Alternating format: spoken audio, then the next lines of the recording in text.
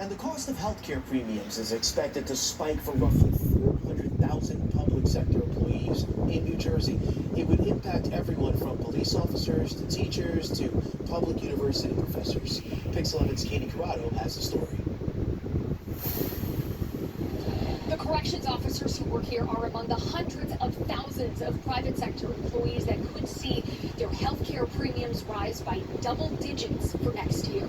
The numbers are astronomical. William Sullivan says health care costs for the corrections, parole, and juvenile justice officers he represents in PVA Local 105 are out of control. When I started, I paid $0 for my health care, and right now you can pay upwards of around $1,600, $1,700 a month. On Wednesday, New Jersey State Health Benefits Commission proposed double-digit increases to health care premiums for public sector workers, 13% for state employees and 22% for those in local government. Our members are putting their lives on the line every day, abusing not only our bodies but our minds. We need health care and the benefit levels to remain where they are. The exact increase in premiums will vary depending upon whether someone is still working, retired, or relies on Medicare.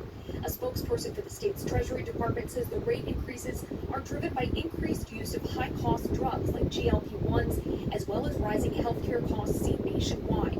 Becca Miller with the Communications Workers of America represents 75,000 of New Jersey's public sector workers. She says they're in a tough spot. These are hard-working public servants, many of whom at this point, due to healthcare costs, are taking on second jobs, are making choices between healthcare and putting groceries on the table. Union leaders are concerned the rising healthcare costs will keep young people out of the public sector. We're trying to recruit and retain officers, and we have nobody coming in the door. And they say it's an indicator of what's to come in the private sector, too.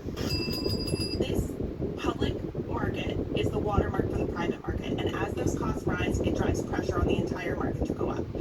I also spoke today to the president of the teachers union, who said that they are under a separate contract, but that their rate proposal meeting will be next week, and they expect to be in a similar situation.